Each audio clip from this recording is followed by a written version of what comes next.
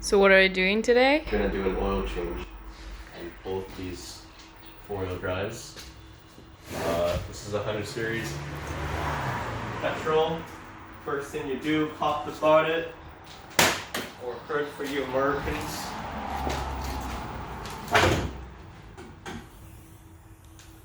Usually what I do first, check the oil level on a flat surface when the vehicle's off. So take out the dipstick, go in all the way, take it out and you get a reading.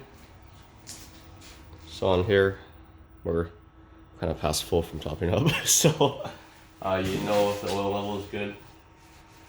If it is low, then especially on an older vehicle, you can take that into consideration. What can you tell from the dipstick?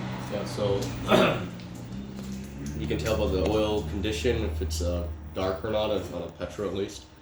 And also if it's low, you can tell how much oil is consuming over the course of since its last top up or last service during interval.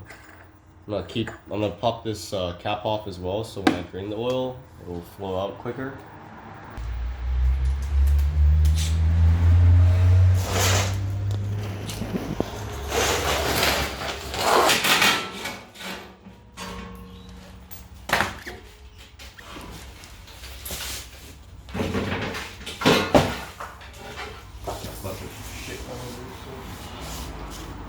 So why are we taking that out?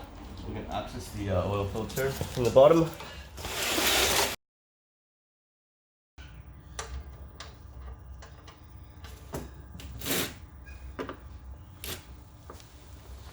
Alright, so the old gasket for the oil drain plug is stuck on a pan. We're gonna just pry it off with a screwdriver. Actually, I can't see it. Okay, so I'm just gonna pry it off with oh, there it is. Pry it off with a flat blade. Always replace your oil drain plug gasket or washer. Alright, let's let it drain a bit more, and then we're actually installing that valve. So these valves, give them a try. Usually I just go with the drain bolt, but since we're traveling, sometimes we'll have to just do it on the side of the road. We can just, with the valve, we can drain directly into a container. So we're gonna be trying these valves out. So what's the difference? Well, pretty much with a drain bolt, it's pretty simple. You got a gasket and you just pop it off and it will drain out. Take the bolt out. Yeah, but you'll need a oil pan to catch it, right? With this, you can just, with this, there's just a, And that stays on there. You don't need to pop it out. This bolts onto the drain pan, and then you just open the valve with a lever. So.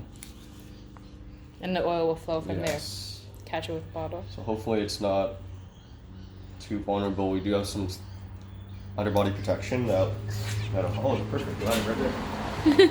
So this will hopefully help keep it from being smashed up on the trail.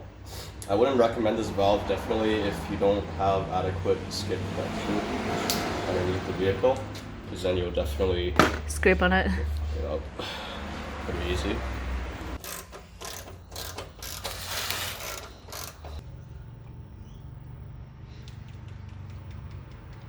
So it worked? Cool.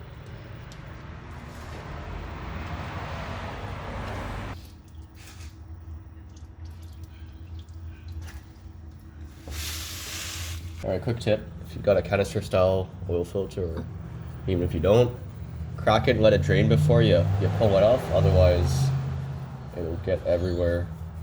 So I'm just loosening it off after letting it drain, and it's still gonna have quite a bit in it, so like that.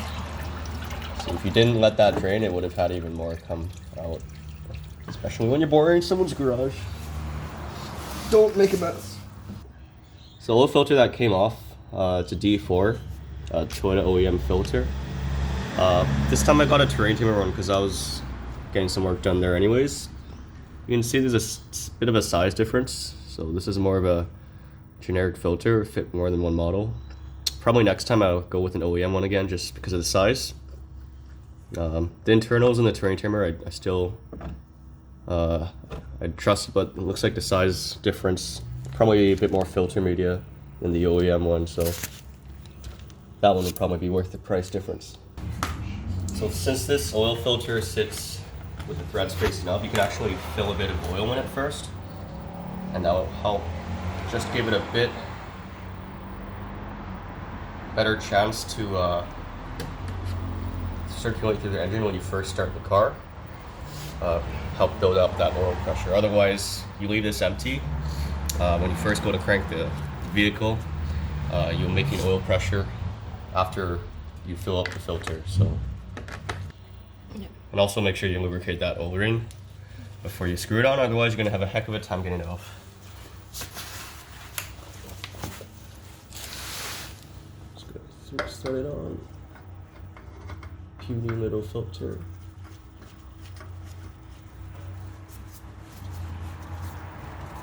Just hand tight. You don't need a tool to tighten it. Otherwise, you're an asshole. Yeah, and yes, I cleaned off the main surface before. And we're just gonna give this a hose down with a bit of brake cleaner.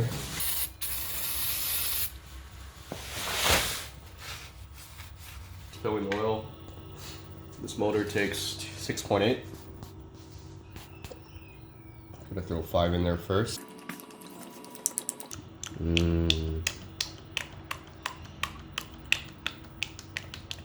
So like I said, it takes 6.8. The way you do this without a measuring device, which you really should have if you're doing this at home, you can take the lines on the back of the oil bottle. Now, some oils and some designs of these sites are better than others. Like back home, we had Castro Edge in the black bottle, and the oil is so clear you can't tell where the line is. So you could use a flashlight to help you put that through the filler in that case, but this one is alright. So this bottle brand, full bottle would be 5 liters. So we're gonna take the big lines will be each liter, so 1, 2, 3, 4, and then full is 5.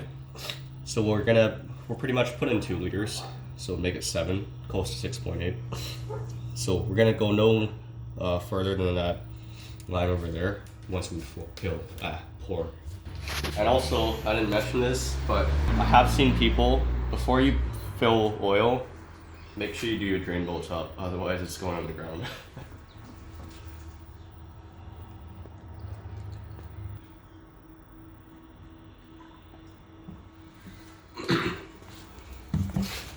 Oh, I poured too much, but you get the idea. Probably about 200 to 400 milliliters too much, which also overfilling is just as bad as, well, not just as bad, it is bad.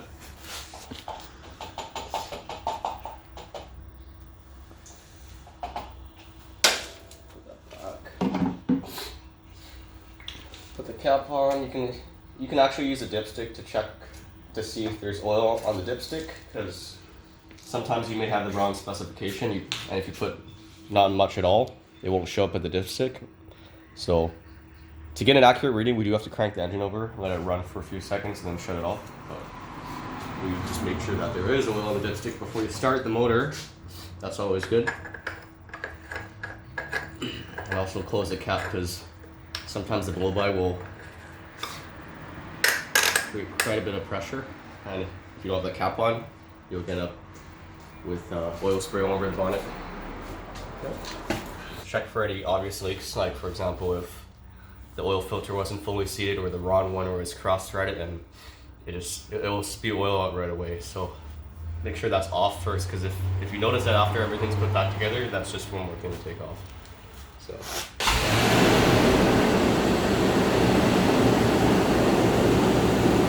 Check for leaks.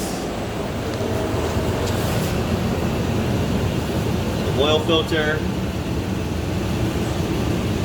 and the sump, the drain valve we put on will be down there.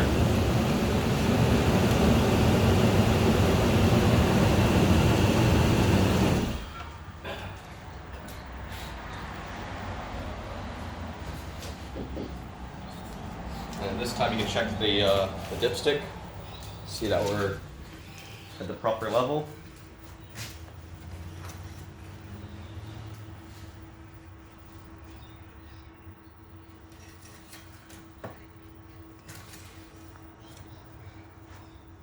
And we're just at the full. So maybe even a bit it over on F. Yeah, I'm gonna burn it off.